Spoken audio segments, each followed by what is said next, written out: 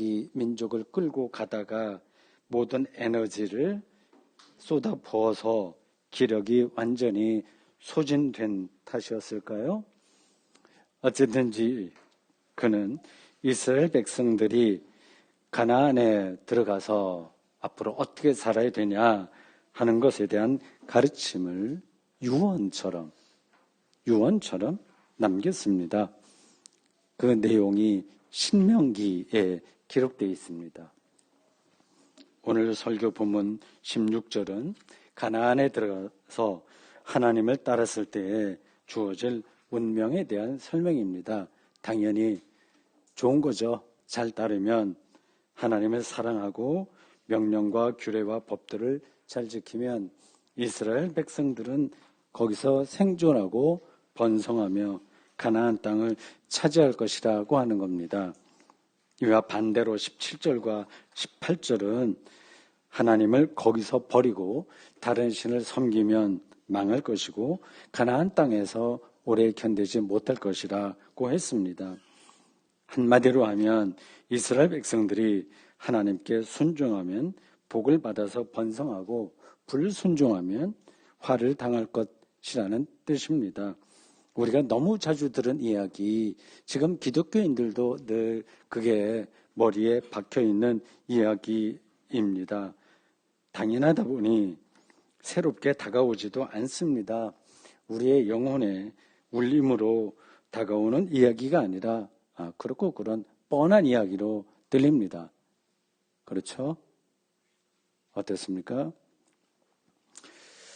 다른 한편으로 이 가르침은 모세의 이 메시지, 유언이라고도 할 수 있는 이 가르침은 뭔가 현실성이 부족하다는 그런 생각도 듭니다. 하나님 말씀에 순종하면 꼭 잘 되는 게 아니라 안 될 수도 있잖아요. 하나님을 믿지 않아도 잘 사는 사람도 잘 살지 않습니까?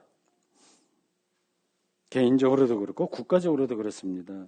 실제로 이스라엘은 하나님의 백성이라고 자처했지만 고대 어느 나라 민족보다도 더 큰 불행을 겪었습니다. 가나안에 들어가서도 하나님께서 준비하신 땅, 젖과 꿀이 흐르는 땅, 그렇게 얘기했지만 어려움이 많았습니다. 그 토착, 본래 있던 사람들과 영토 분쟁을 끊임없이 벌였습니다. 주변의 여러 제국으로부터 많은 시달림을 받았습니다. 급기야 기원 전 587년에는 바벨론에 의해서 나라가 완전히 망했습니다. 역사가들은 이러한 이스라엘 민족의 운명을 좀 다르게 평가할 겁니다.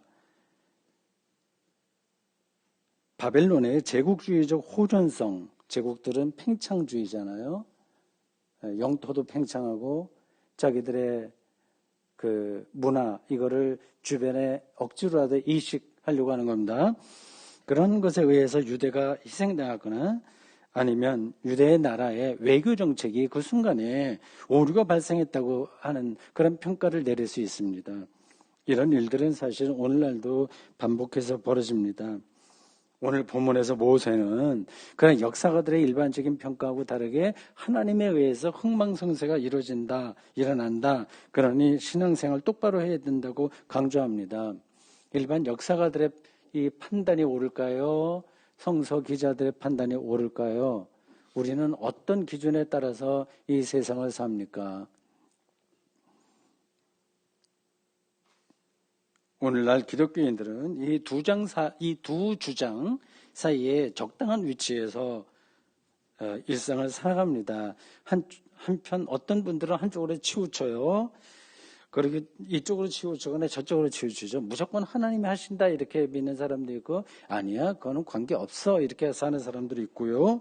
중간쯤에 자리를 잡기도 합니다. 대다수 기독교인들은 이 두 주장을 일반 역사가들의 보는 판단과 성서가 말하는 그 판단, 이 두 장을 분리해서 받아들입니다. 실제 인생살이에서는 세상의 원리에 따라서 대처하고 그리고 공부 잘하고 뭐 잘해야지 출세하고 그래야지 행복하지 이런 것에 대처하고 신앙생활은 교회의 메커니즘을 따릅니다. 그래서 시계추처럼 오락가락합니다. 삶의 중심이 없습니다. 본인 스스로도 불안합니다. 이렇게 된 데에는 성서의 가르침을 정확하게 이해하지 못한다는 데 있습니다. 모세는 신명기 30장 15절에서 18절 사이에서 앞에서 짚은 대로 하나님을 따를 것인지 다른 신을 따를 것인지 선택하라 이렇게 다그쳤습니다. 모세가 중간자적인 입장에서 한번 해봐라 이렇게 당신들이 알아서 선택하라는 말처럼 들리지만 사실은 하나님을 따라야 된다는 강력한 공고이자 명령입니다. 19절 말씀을 들어보십시오. 내가 오늘 하늘과 땅을 불러 너희들에게 증거를 삼노라. 내가 생명과 사망과 복과 저주를 네 앞에 두었은즉 너와 네 자손이 살기 위하여 생명을 택하고 이렇게 얘기하고 있습니다. 이 구절에서 핵심은 너와 네 자손이 살기 위하여 생명을 택하라입니다. 모세는 이 구절을 이스라엘 백성들의 영혼에 각인시키고 싶었을 겁니다. 이런 표현이 좀 모호하게 될 수도 있어요. 이 사람은 누구나 다 살기 원하지 살기 원하지 않은 사람이 있나? 그 뻔한 이야기를 왜 하냐고 말이죠. 죽으려고 하지 않습니다. 현대인들의 정신 바짝 차리고 돈을 벌려고 하는 이유도 역시 생명을 얻으려고 하는 데 있는 거 아니겠습니까? 그렇게 해서 좀 인간답게 살려고 하는 거 아니겠습니까? 모세가 이렇게 당연한 이야기를 아주 비장한 어투로 선포한 이유가 뭘까요?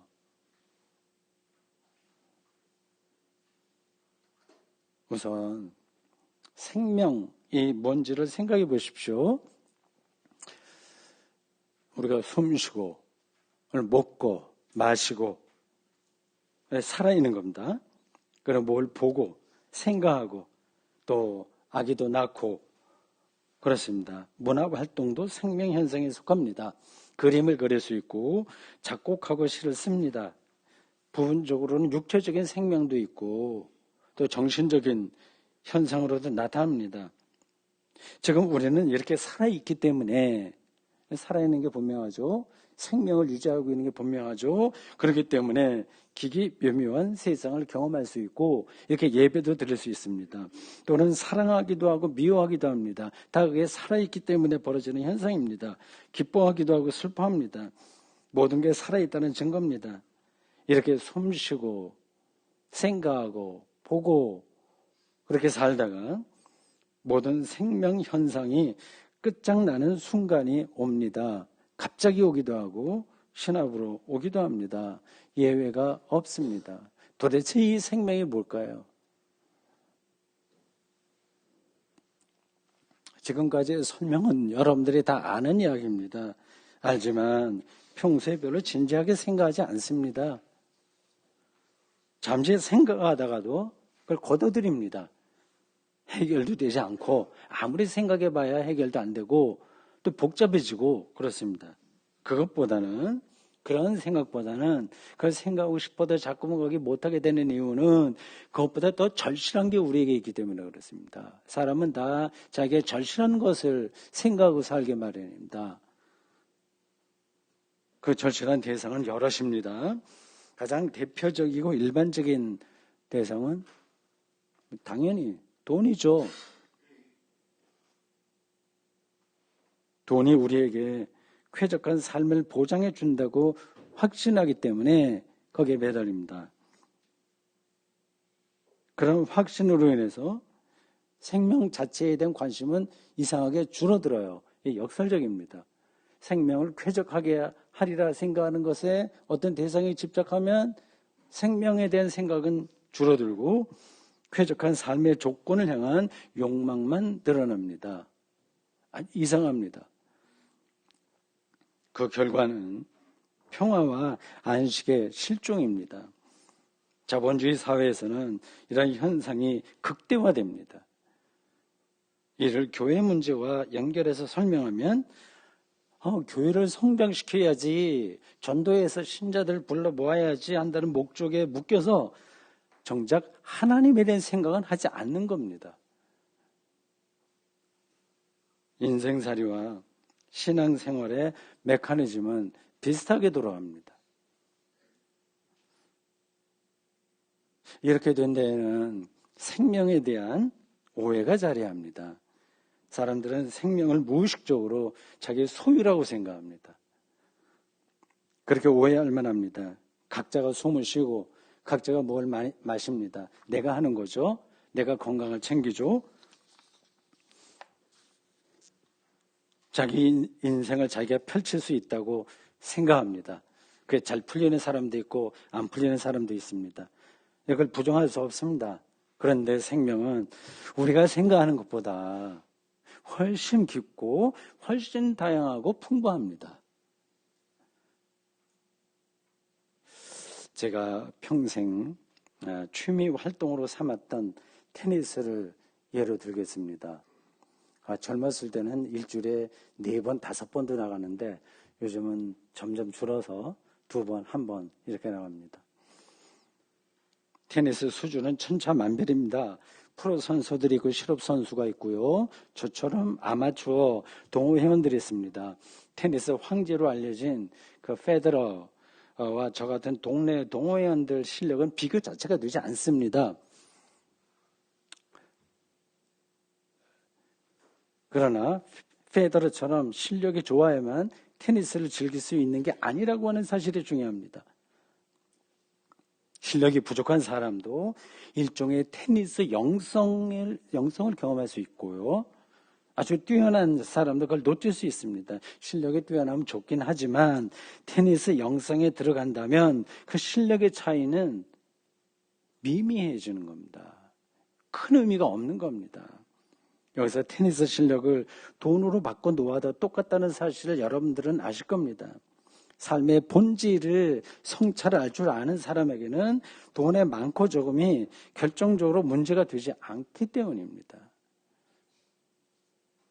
여러분들 아마 다 아는 이야기일 겁니다. 그렇긴 한데, 여러분들의 속으로 그렇게 생각하시겠네요. 그렇긴 한데, 현실에서는 그렇게 살기 힘들다. 그렇게 생각하는 분들이 있을 겁니다. 맞습니다. 우리가 눈을 뜨기만 하면 맨날 집값, 아파트가 1년 지났는데 몇 억 올랐다. 서울 강남이 주로 그렇습니다만은 일자리가 어떻고 경제 성장 수치가 어떻고 현재 정권 들어서 이런저런 경제 정책의 잘못으로 영업이 안 된다. 그런 것들만 늘 듣고 있으니까 어쩔 수 없습니다. 교회에서 하나님 이야기는 희미해지고 사람 이야기만 과잉되는 형국하고 비슷합니다. 지금 모세의 연설을 듣고 있는 이스라엘 백성들도 사실은 우리와 마찬가지였습니다. 그들은 가나안에 들어가서 가나안 문명의 절대적인 영향을 받았습니다.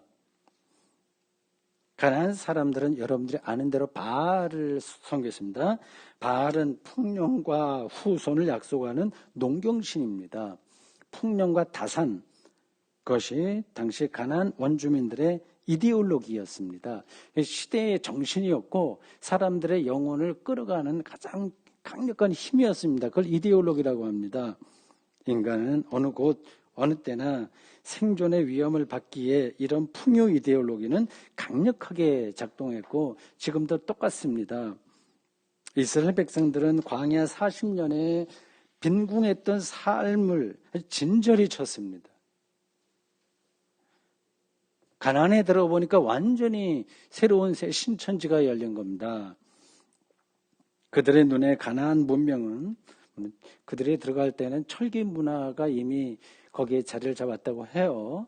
농경민의 눈으로 볼 때 완전히 휘둥그레지는 거죠. 그들의 눈에 가나안 문명은 1970년이나 80년대에 미국의 이민 간 한인 교포들의 눈에 비친 미국 문명과 같았습니다. 더하면 더 있겠죠. 모세는 지금 그 바알을 섬기지 말라고 선포했습니다. 가나안에 들어간 이스라엘 백성들에게 모세의 이러한 연설은 짜증나는 잔소리로 들렸을 겁니다. 뭘 도대체 어떻게 하란 말이냐 하고 말이죠. 이런 현실에서 아무도 자유로울 수가 없습니다. 저도 그렇고 여러분도 그렇습니다. 오늘날 정말 각박하게 돌아가는 이 세상에서 하나님의 생명을 택하라는 모세 연설은 여전히 우리들에게 유효할까요? 설득력이 있을까요? 공허한 잔소리일까요? 종교적인 덕담일까요?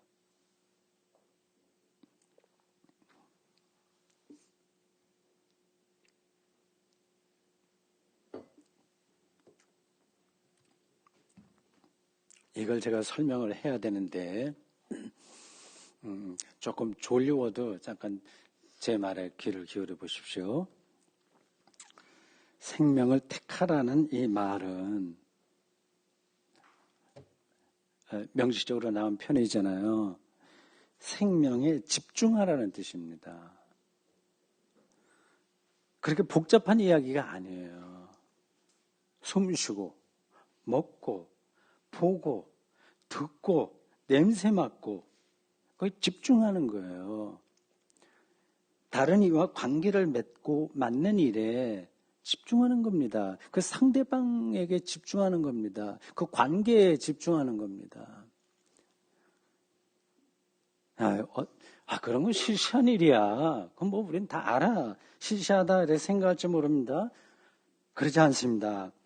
그 무엇으로도 대체될 수 없는 생명의 실체가 바로 이러한 현상들입니다. 여러분이 직장 생활을 시작했다고 합시다. 다닌다고 합시다. 은행이나 보험회사에 다닐 수 있고요. 교사로 활동하나 의사로 활동할 수도 있고 농기구 공장이나 자동차 부품 회사에 다닐 수 있죠. 여러분들 다 그렇게 살고 있습니다.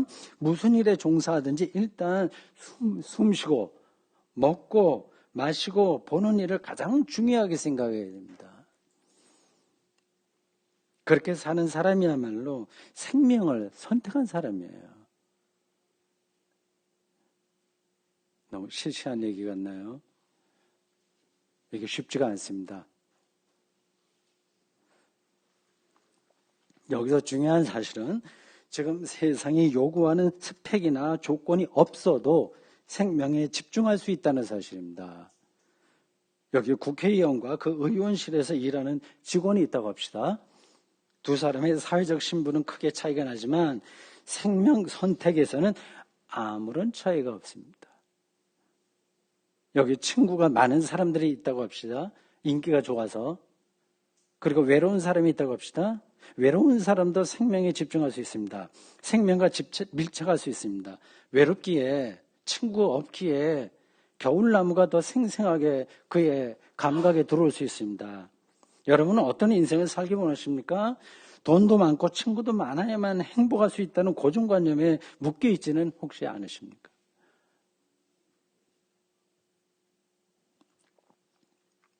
생명 집중만으로 우리가 어떻게 행복한 인생을 살아갈 수 있느냐 반문할 분들이 계실 겁니다. 여러분은 행복한 인생이 뭐라고 생각하십니까? 뭐가 머리에 그려지십니까? 다 알고 있어요, 우리가요.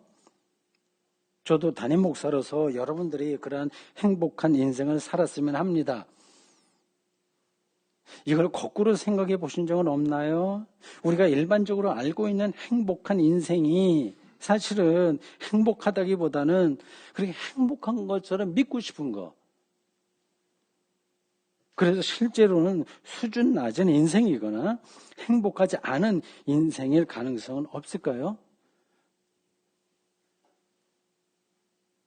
우리가 세상에서 원하는 모든 것을 성취했다고 하더라도 숨 쉬고 먹고 마시는 기쁨, 소리를 듣는 기쁨, 즉 하나님이 창조한 지구에서 존재하는 그 시원적 기쁨을 경험하지 못했다면 행복한 인생이라고 말할 수 없습니다.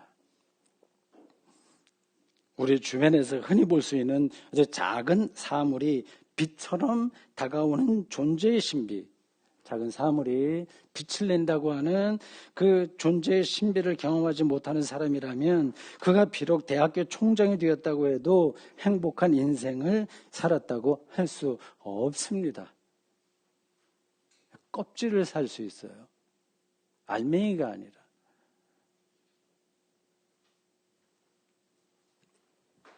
모세가 이스라엘 백성들에게 생명을 택하라고 하는 이유는 그렇게 고상한 게 아닙니다. 지금 말씀드린 그런 건데, 그런 삶이, 그가 그렇게 말한 이유는 그런 삶이 우리의 일상을 새로운 차원으로, 즉 생명 충만한 차원으로 올려놓기 때문입니다. 경험하신 분들은 아실 겁니다. 그게 뭔지. 일상에서는 뜻하지 않은 여러 가지 갈등과 충돌로 인한 불편한 일들이 벌어집니다. 친구 관계에도 그렇고, 가족에서도 그렇고요. 그렇죠? 교우들 관계에서도 그런 일들은 벌어집니다. 자기 기준으로 상대를 판단하기 때문에 벌어지는 현상입니다. 저도 늘 나 기준으로 가족을 보니까 그런 일들이 벌어지는 거예요. 거기서 벗어난 사람들은 거의 잘 없습니다. 쉽지가 않습니다. 그 기준이 옳을 때도 있고 사실은 틀릴 때도 있거든요. 그리고 그게 자기에게 문제가 있다고 하는 사실을 알아도 문제가 해결되지 않습니다. 우리에게는 우리의 이성적인 판단이 작동되지 않는 그 무의식이 자리하고 있기 때문에 그렇습니다. 이성적으로 안다고 해서 모든 관계가 해결되는 게 아닙니다. 그리고 우리는 충동적으로 자기를 합리화하는 본능이 있기 때문입니다. 이럴 때 이런 문제들이 우리 앞에 산적해 있는데 이럴 때 한 가지 사실만 분명하게 인식하고 있으면 이런 갈등과 충돌을 대개는 해결할 수 있습니다. 그것은 생명을 선택하고 집중하는 데 방해가 되지 않는 일이라고 한다면 그런 불편한 일들을 문제 삼지 않는 겁니다. 주변에 좀 짜증나는 사람이 있다고 합시다. 그런 사람이 있다고 하더라도 내가 숨을 쉬는 데는 지장이 없지, 내가 뭘 보는 데는 지장이 없지, 먹고 소리를 듣는 일에 방해를 받지 않는다면 그 사람을 용납할 수 있는 거예요. 생활비가 이런저런 일로 해서 줄었다고 합시다. 은근히 걱정되긴 하겠지만 생명 자체에 집중하는 사람은 그 상황을 얼마든지 극복할 수 있습니다.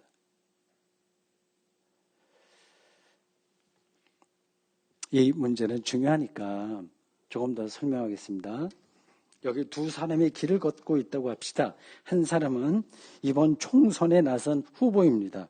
그는 표를 얻기 위해서 지역 주민을 만나는 일에만 마음이 다 빠져 있어요. 그래서 무심코 걷습니다.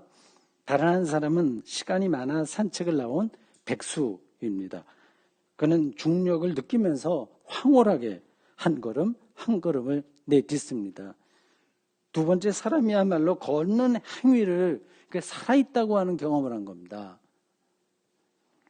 다리 수술로 2년 동안 침대에 누워서 지내다가 목발을 짚고라도 다시 걷게 된 사람도 이런 황홀한 느낌을 절감할 겁니다. 우리가 인생살이에서 이렇게 황홀한 경험을 몇 번이나 하겠습니까? 대개는 무언가에 쫓기면서 첫째 사람처럼 표를 얻기 위해서 이 사람 저 사람 다니면서 지지를 부탁하는 후보처럼 삽니다. 구도정진의 자세로 생명에 집중하지 않으면 우리는 생명을 결국은 외면하게 됩니다. 하나님을 믿는 사람은 이런 점에서 생명을 화두로 삼는 수행자들입니다. 우리는 출가하지는 않았으나 본질에서는 수도승들입니다. 제가 수도승들입니다. 여러분, 신앙의 연륜이 깊어지면서 혹은 인생살이의 연륜이 깊어지면서 생명에 더 집중하게 되었습니까? 그 생명의 신비 앞에서 더 기뻐하고 놀라워하게 되었습니까? 하나님이 선물로 주신 단 한 번뿐인 인생살이를 여러분은 어떤 자세로 지금 살고 계시나요? 마지막 질문은 어떻게 하면 우리가 이 생명에 집중할 수 있을까 하는 겁니다. 모세가 이미 대답했습니다. 신명기 30장 20절에서 모세는 네 하나님 여호와를 사랑하고, 이게 뻔한 이야기였죠. 절대 뻔한 이야기 아닙니다. 그의 말씀에 청종하고 또 그를 의지하라고 했습니다. 여기에 세 항목이 거론됩니다. 하나님을 사랑하고, 말씀을 청종하고, 의지하라고 말이죠. 모세가 이런 말을 한 이유는 이럴 때야 비로소 생명의 본질이 무엇인지가 눈에 들어오고, 그게 눈에 들어와야 거기에 귀를 기울일 수 있습니다. 그래서 모세는 같은 구절에서 하나님이 네 생명이다 이렇게 말했습니다. 놀랍죠? 대단하죠? 하나님이 생명이라고 하는 이 말은 막연한 게 아닙니다. 이 말은 하나님이 창조주라는 뜻입니다. 물론 다른 뜻도 제가 여러 개 더 설명할 수 있는데 핵심적으로는 창조주라는 뜻입니다. 보세요. 하나님을 사랑하고 청종하고 의지한다고 하는 말을 너무 상투적으로 들으시면 안 됩니다. 하나님이 어떤 분이냐, 하나님이 하신 일이 뭐냐에 대해서 우리의 영혼이 거기에 집중되는 거예요. 실질적인 어떤 것들이 거기에 들어 있습니다. 하나님의 창조는 성경이 아름답고 선하다 얘기해요. 이걸 붙드는 겁니다. 그걸 실제로 그걸 느끼는 겁니다. 이 사실을 실제로 믿는다면 자기 삶이 얼마나 아름답고 선한지도 알게 됩니다. 연봉이 적다고 해서 내가 다른 사람보다 좀 미모가 좀 떨어진다고 해서 자기 삶을 초라하게 생각하지 않습니다. 뭐 그런 것으로 우리의 삶이 구차해진다면 하나님의 창조는 선하지도 않고 아름다운 것도 아니거든요. 자기 삶이 아름답고 선하다는 사실을 알기 때문에 다른 사람의 삶도 아름답고 선하다는 것을 압니다. 그걸 인정합니다. 그래서 여러 가지로 이유로 선하지도 않고 아름답지 않은 부분들이 눈에 들어오면 그걸 고치려고 노력하겠죠. 뭐 개인적으로도 그 사회 구조적으로도 그렇습니다. 이런 점에서 하나님을 믿는 사람들은 아무리 자기 마음에 들지 않는 대상, 마치 악마처럼 보이는 대상이라고 하더라도 혐오하지 않습니다.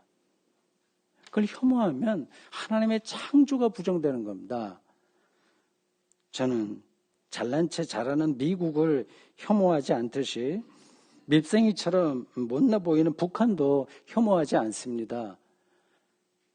바울이 아무에게도 악을 악으로 갚지 말라고 충고한 이유가 바로 여기에 있지 않을까요? 사랑하는 성도 여러분, 우리 인생살이에서 관건은 생명을 생명답게 살아내는 일입니다. 모세는 하나님이 바로 생명이라고 선포했지만 우리 기독교인들은 여기서 한 걸음 더 나아가 예수야말로 생명이라고 믿는 사람들입니다. 보이지 않는 하나님이 보이는 형상으로 우리의 역사에 들어오신 분이 바로 예수이기 때문입니다. 여러분이 실제로 예수에게 가까이 간다면, 즉 예수의 말씀과 그의 운명에, 십자가와 부활에 이르는 그 운명을 통해서 하나님과 친밀해진다면 세상과 인생을, 여러분의 삶을 이전과는 전혀 다르게 경험할 겁니다. 땅과 하늘, 불과 바람, 새와 꽃, 그리고 빵과 포도주, 인간 노동과 이웃들이 전혀 다르게 경험될 겁니다. 무슨 말인가요? 세상 만물의 생명의 주인이신 하나님이 내재한다는 사실을 경험할 겁니다. 그것이 곧 생명 경험입니다. 이미 그런 경험을 한 분들이 많을 것이고 그런 경험 안으로 점점 깊이 들어가는 분들도 계실 겁니다. 아직 그런 경험이 없다면 이제라도 눈을 돌리고